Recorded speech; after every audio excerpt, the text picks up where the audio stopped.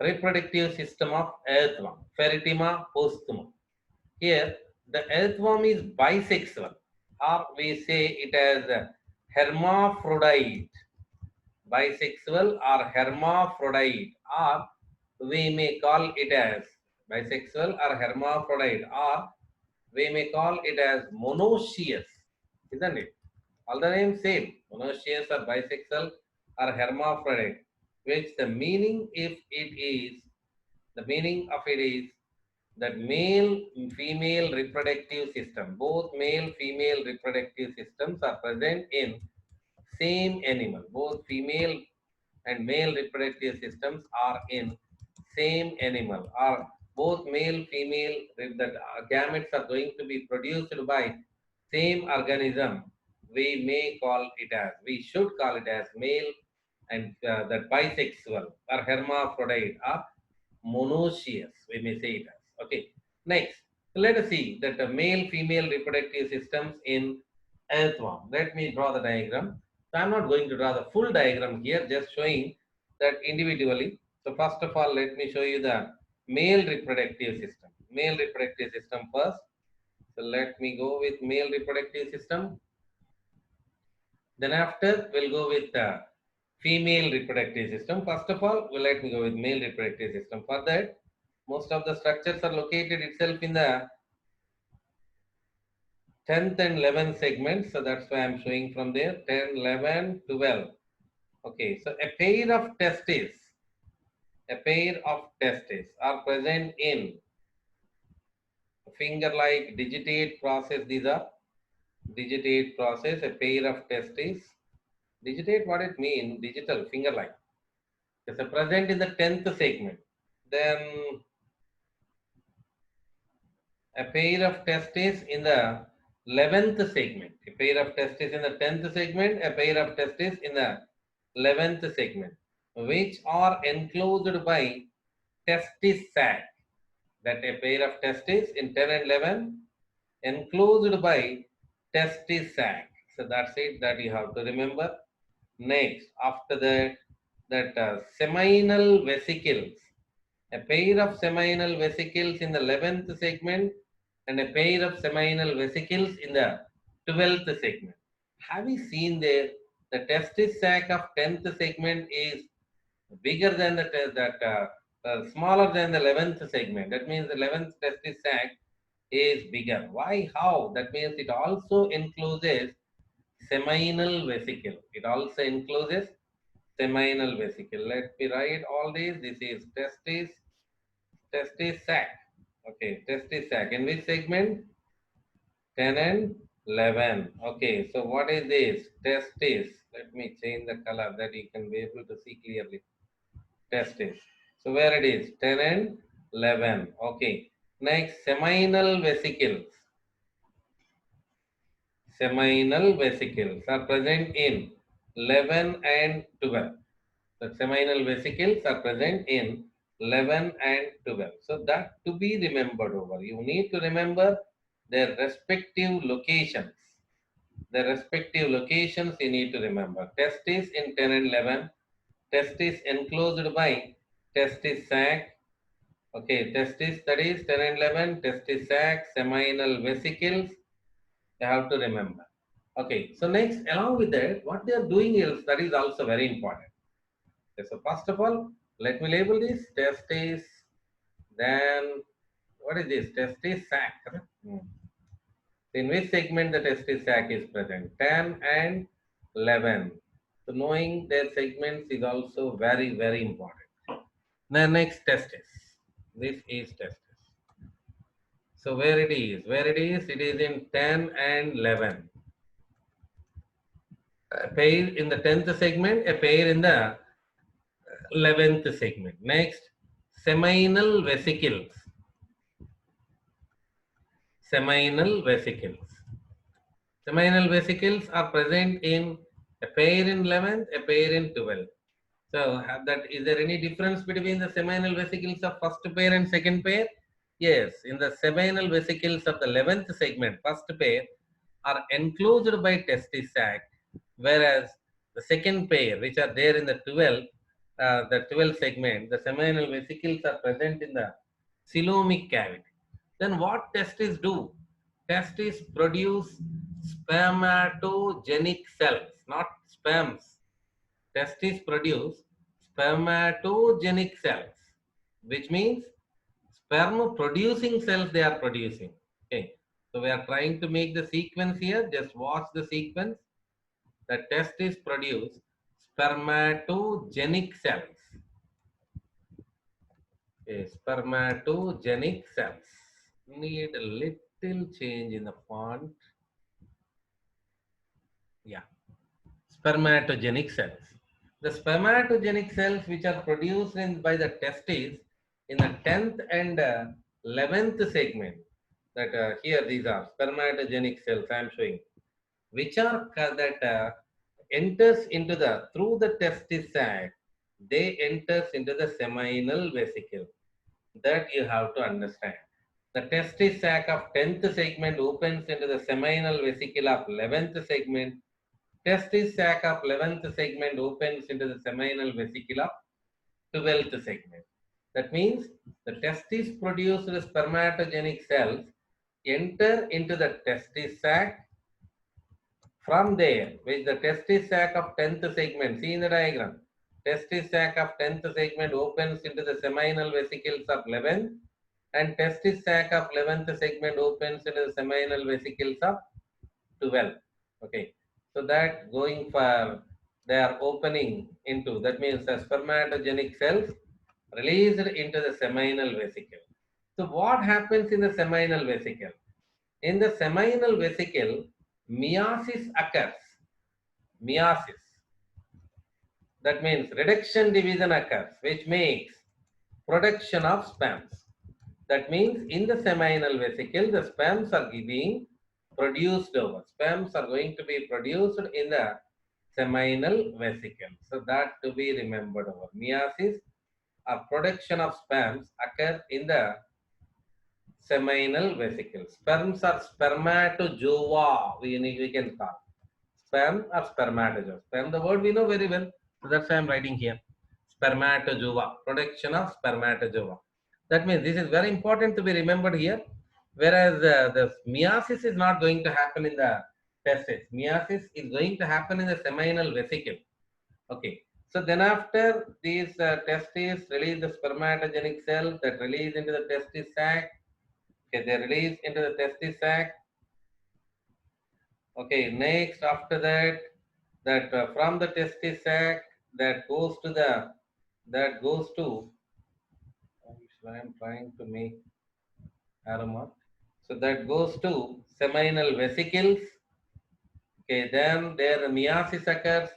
Then after they return back. Ooh, the sperms. Sperms will be returned back. Sperms return into testis sac. Sperms return back. Sperms enters into testis sac. Okay, so sperms enters into the testis sac. What next? Then these are collected by spermatical funnels. Now these are collected by spermatical funnels. I am showing the spermatical funnels which are there in the 10 and 11, which that spermatical funnels are going to open into vasa differentia. The spermatical funnels opens into the vasa differentia. Okay, I'm not going to say you just need to draw this diagram because we need to draw the full diagram. But to show you each and every part clearly, I am showing this kind of diagram here. So then let me go here. The sperm enters in the testis sac. From there, they enters into spermatical funnels. They enters into spermatical funnels. Okay. What next? From the spermatical funnels to vasa differentia. Single we call vas differens. Two are a pair on each side you'll find. That's why what do you say? Vasa differentia. Vasa differentia. So the spermatical funnels they open. From there they open into vasa differentia. From there, they go into the vasa differentia. Where the vasa differentia is running, that we need to see here. That we need to see the another part I am drawing here. The vasa differentia opens into 16, 17, 18, 19, 20, 21, 22. So you have to excuse me that I skipped some segments, but you have to run through. So I'll show you the full diagram. Okay, so 16 or 17 to 20 or 21, what we are seeing, prostate glands. So our said vasa differentia are running from the 12th segment, enters and opens into prostate gland, enters and opens into the prostate gland in the 18th segment. They come and open into the prostate gland in 18th segment. So that vasa differentia. These are vasa differentia. Okay, so that let me label them also. Vasa differentia, which is there from 12th segment to the 18th segment. In the 18th segment, excuse, in the 18th segment, they are opening 12 to 18, not 12 and 18. 12 to 18, you have to remember. Somebody answered earlier like that. So 12 to 18. In the 18th segment, the vasa differentia opens into the prostate glands. So what happens in the prostate gland? Let's check. Prostate gland is also having two portions. If you see the prostate gland structure, the prostate gland is having two portions. One is the glandular portion, which is going to secrete something that which is helpful for the nourishment of the sperms. Okay, also making the sperms in bundles. Then non-glandular portion. What is non-glandular portion? Ducts. All the ducts from this particular glandular portion will get arise and they form a single duct. The duct we call spermatic duct. This duct we say spermatic duct. That means in the prostate gland, this is prostate gland. In the prostate gland itself, already inside the gland, there is a duct. What is that duct? Spermatic duct. Okay. So now our two, that vasa differentia also entering inside, isn't it? So the two vasa differentia entering inside. So how many ducts it became now? Total three. So these three ducts, the three ducts will come out. Will come out like this. That means three ducts will come out as a single duct. So when we are coming out, when you see the prostate gland, that they are coming out as a single duct. But do remember, there are three ducts as usual present. Our said prostate duct and that vasa differentia. In this duct, prostate duct is there and vasa differentia. Three ducts are surrounded by a muscular sheath. So that's why a duct which is having all the three ducts is named as common muscular duct. Okay, common muscular duct. Why it is called common muscular duct? Because it is containing that three ducts at a place, or also you may call it as common prostate spermatic duct. Also it is said to be common prostate spermatic duct. Okay, so we are finalizing this name. Yeah, you may call it as muscular duct also, because that is three ducts surrounded by a muscular sheath. That's why you may call it as common muscular duct, and or you say common prostate spermatic duct. Why? Because there is a prostate duct, blue one, and there are two spermatic ducts. So that we say common prostate spermatic duct. All these happen inside.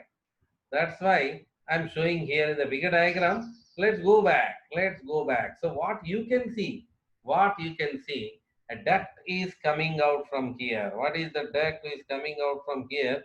That is common prostate spermatic duct.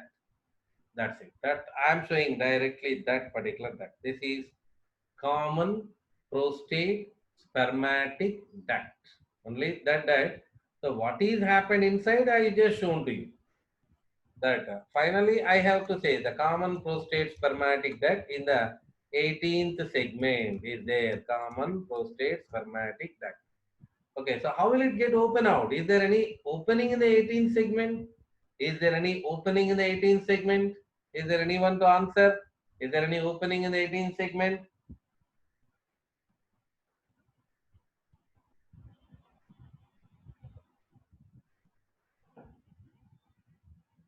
That means 18th ventrolateral. Is there Male any? genital path.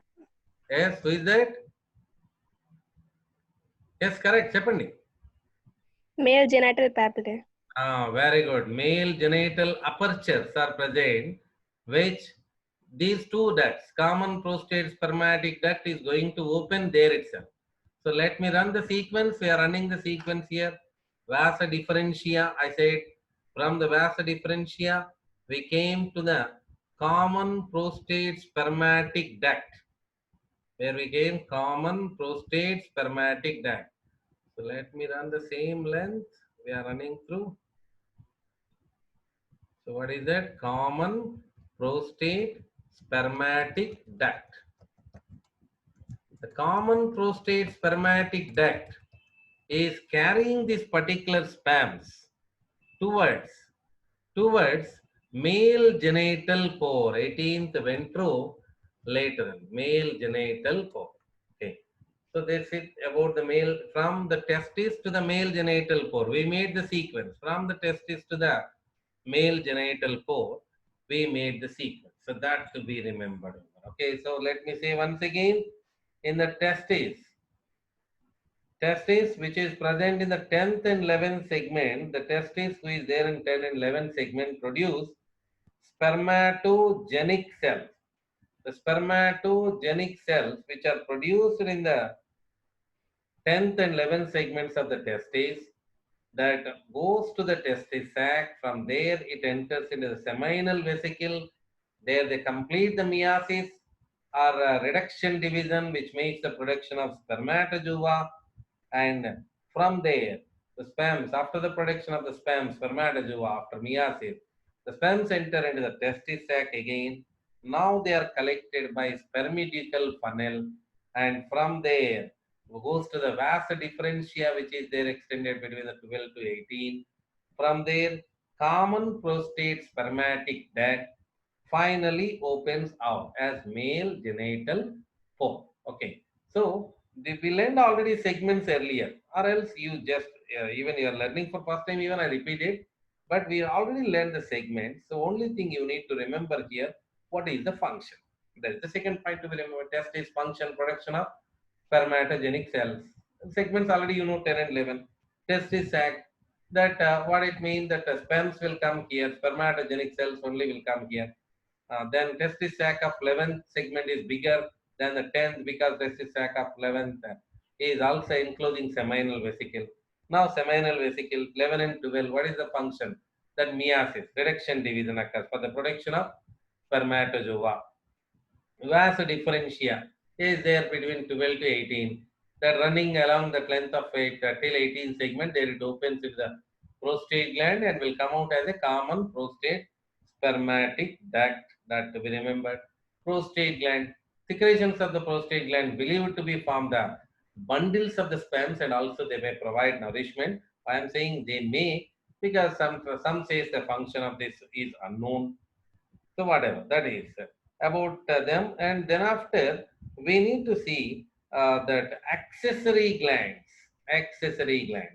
where they are a pair in 17, a pair in 17, a pair in 19. Accessory glands are present, a pair in 17. So I am showing here a pair in 17, a pair in 19. So avoiding that labeling, not to be disturbed. So what these are? These are called accessory glands. Okay, so these are termed as accessory glands. So is there any possibility that accessory glands to be open out? Is there any opening in the 17th and 19th? A pair in 17th and a pair in 19th. Is there any opening? Do you recognize Genital that? pathway. Genital. Male genital papillae. Very good. Accessory gland secretions will come out through the genital papillae, which makes the two earthworms to be attached to each other. Okay. So now let us see the female reproductive system. In the same earthworm, we'll find the female reproductive system, no doubt. In the same earthworm, we'll see the female reproductive system, same earthworm. So we'll make it 12, 13, 14 segments I have to show for the male, the female reproductive system. Okay, so a pair of digitate or finger-like ovaries are present, a pair of digitate or finger-like. So if you see the ovary in detail, they are present like this. Each ovary is having growing, developing stages of ovum. So they only develop the ovum, and from the beginning, smaller, and they grow, then they grow bigger, and they'll be released out. Released out into where? Into the 13th segment, coelomic cavity of 13th segment, they get released. So from there, who is collecting them? Oviducal funnels. Oviducal funnels are collecting, which they opens into the oviducts. Oviducts which enters into the 13th segment, penetrate the septa of 13th and 14th. There it enters in the 14th segment, and there they open as a single opening. What is that single opening? Is there any opening in the 14th segment? 14th. Female genital. Very good. Female genital pore. Pore. Female genital pore. For that we have to make the sequence. For that we have to make the sequence. That means first of all ovary. Okay, so first of all we need to go with ovary. So ovary, then it opens that release the ova. Ovary release ova. Then it was collected by oviducal funnels. Then oviducal funnels opens into oviducts. Then female genital pore. Female genital pore. That's it. This is the sequence for ovary. That female reproductive system. Ovaries opens into the produce ova. The ova will release into the coelomic cavity, which are collected by oviducal funnels, then oviducts, then oviducts to female genital pore. So where do you see the ovary? In which segment? It is in the 13th segment, attached to the septa between the 10th, 12th and 13th, but that is present in 13th segment. So oviducal funnels are present in 13th segment. Oviducal funnels are present in 13th. Oviducts are there in 13 and 14. Oviducts are present in 13 and 14. Female genital pore, 14th ventromiddle.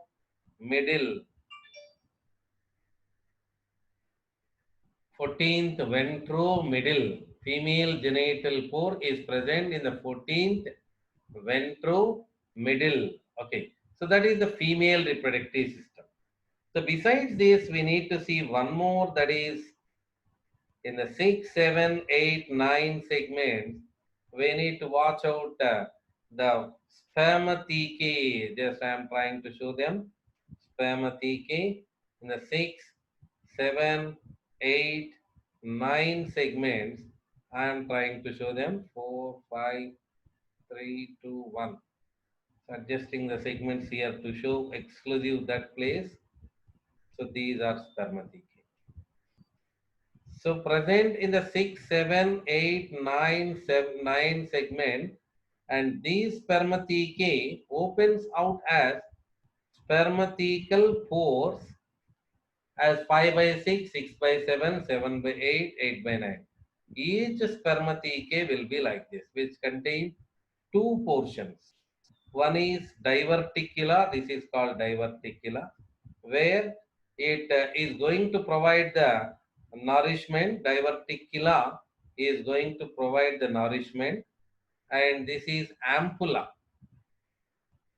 Ampulla is that bigger portion that actually store the sperms. Ampulla store the sperms. Diverticula provide the nourishment, in which in all the earthworms, But in our Ferritima, it is reverse. That means that ampulla is going to provide the nourishment. Foodstuffs are present in the ampulla. That ampulla contain the foodstuffs. Sperms are present in diverticula. In case of Ferritima, in all earthworms, ampulla serve the provide sperms. So that gives the storage of space to give the storage of sperms, but diverticula provide nourishment. But in our Ferritima, Ferritima postuma we are discussing, ampulla provide nourishment, nourishment from here. Then where the sperms will stay? The sperms will stay here. So, and with these, I think you came to understand what is the function of spermathecae. Spermathecae store the sperms. Which part of the spermathecae is going to sperm? In Ferritima, that is diverticula. Okay, so ampulla for what? That is to provide the nourishment. Sperms of what? That is also going to be a question here that we have to discuss in the next page. Next page. That means in copulation.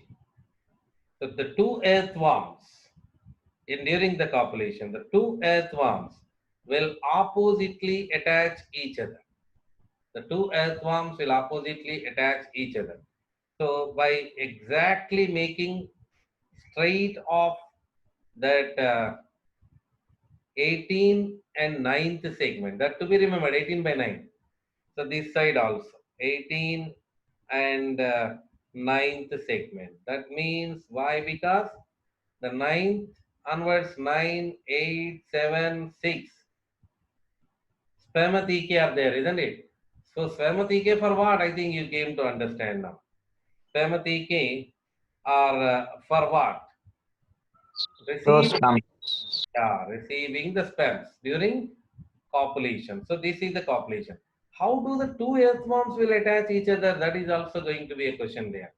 How do the two earthworms are attached to each other? Secretions of the accessory glands.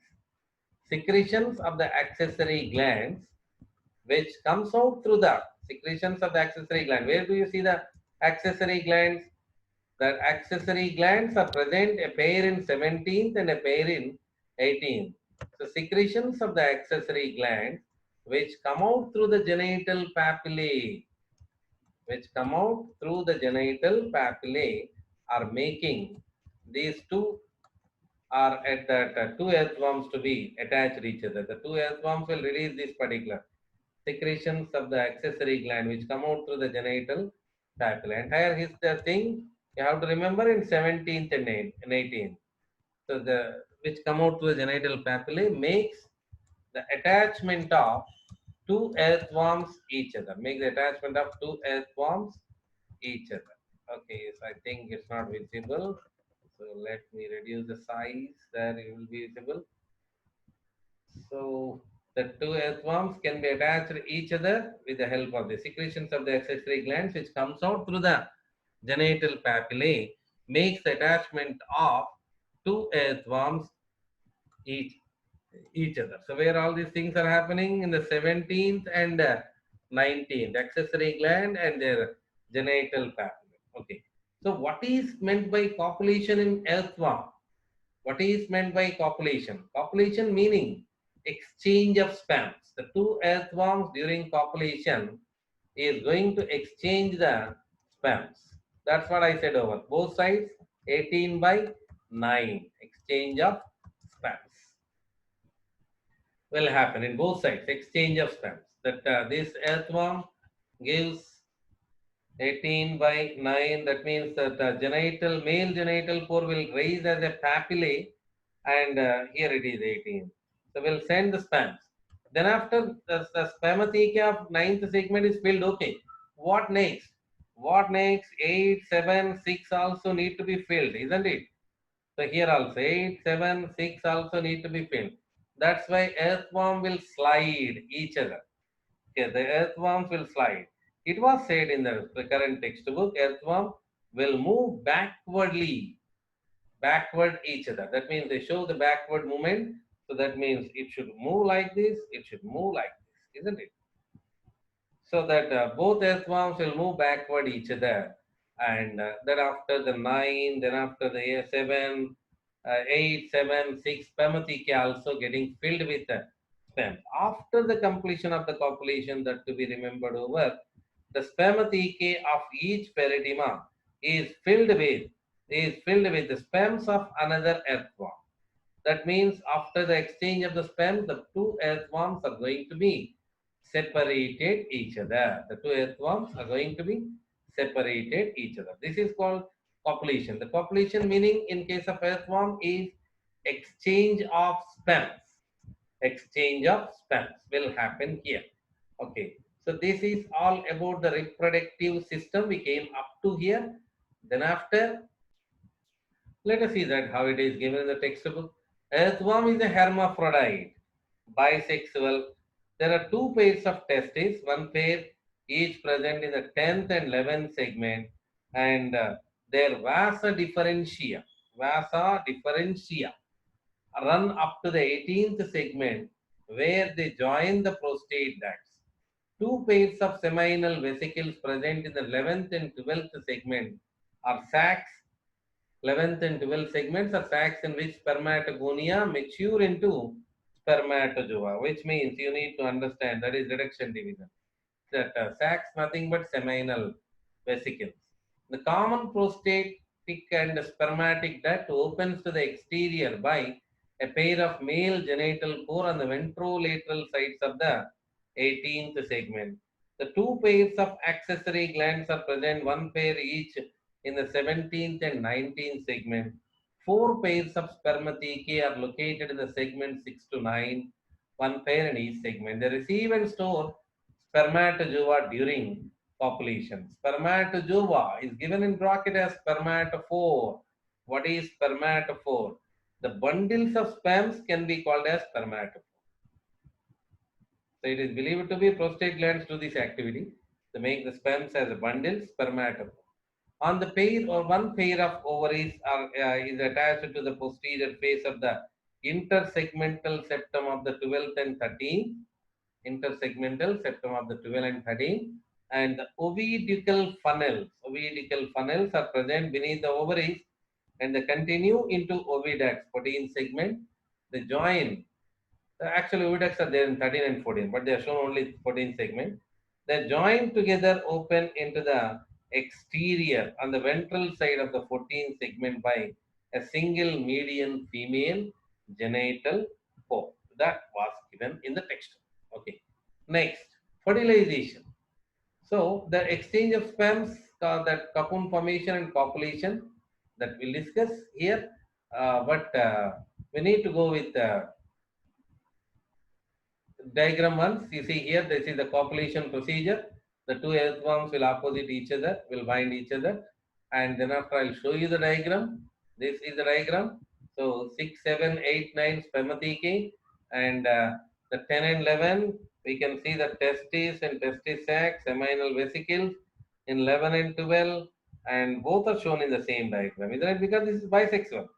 A pair of ovaries, ovidical funnels, oviducts, and this is prostate gland, this is common prostate spermatic duct. All that this kind of design is not required for us, but if you draw each and every part in proper segments, that will be counted to give 8 marks. Okay.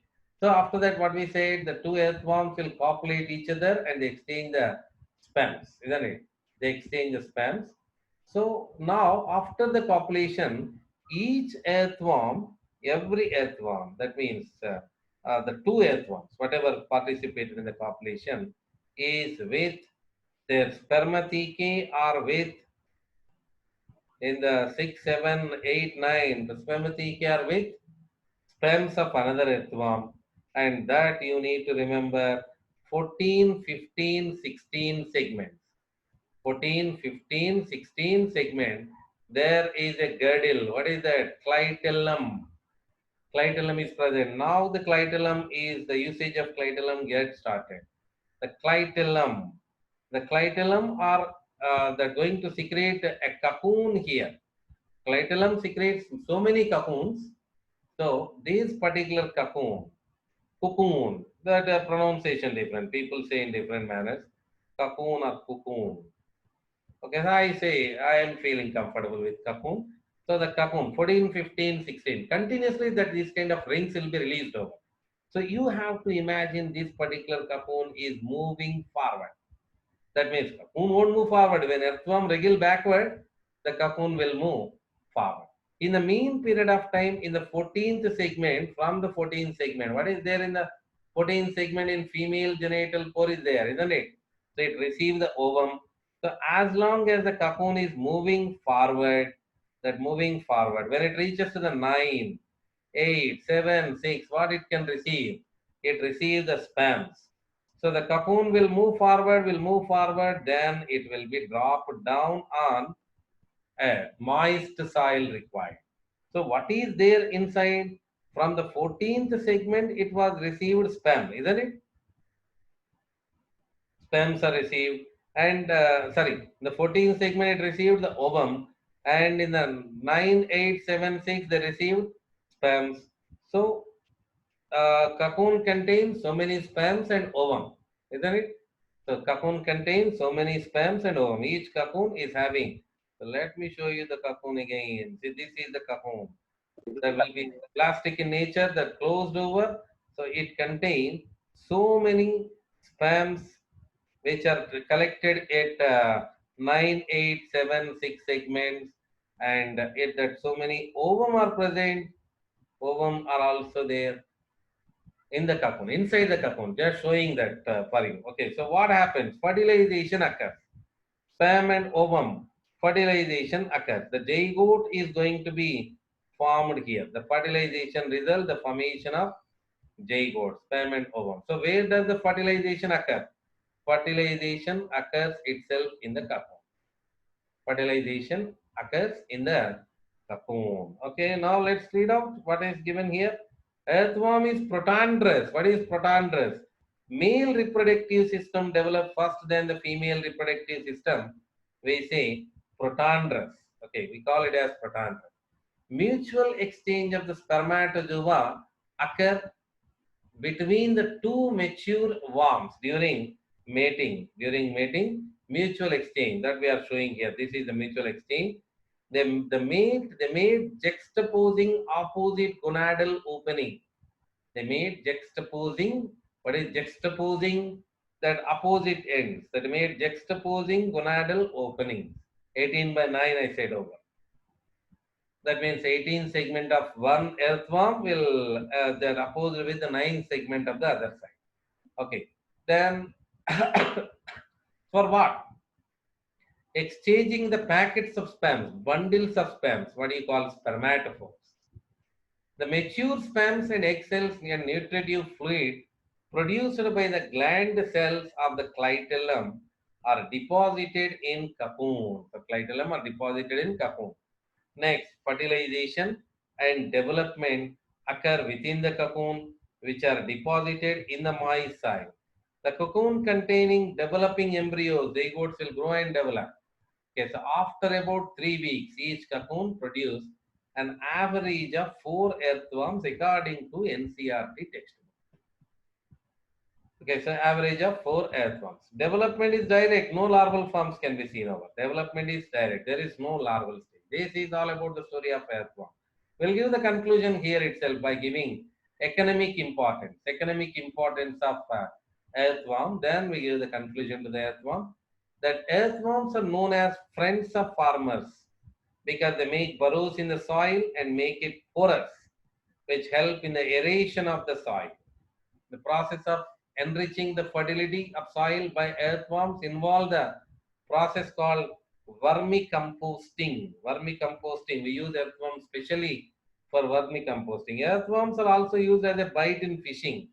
Those people with their bite, that means with traps that they used as a bite, the earthworm as a bite. A fish can come and eat. That will be handled. I think you may know that much about this particular fishing. So earthworms are also used as a bite in fishing, and as we said, now finally we are closing with this vermicomposting. Nowadays, a very famous one, biocompost, organic waste material, manure preparation. Earthworms play a vital role. For that, separate earthworms are there: Udrilus eugeniae, Perionyx excavatus, Icenia fetida. are the earthworms which are much useful for the vermicompost nowadays farmers are doing. Okay.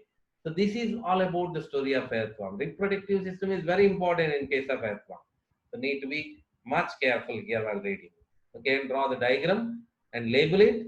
If you're able to draw the diagram means that it's over. You can write anything, everything.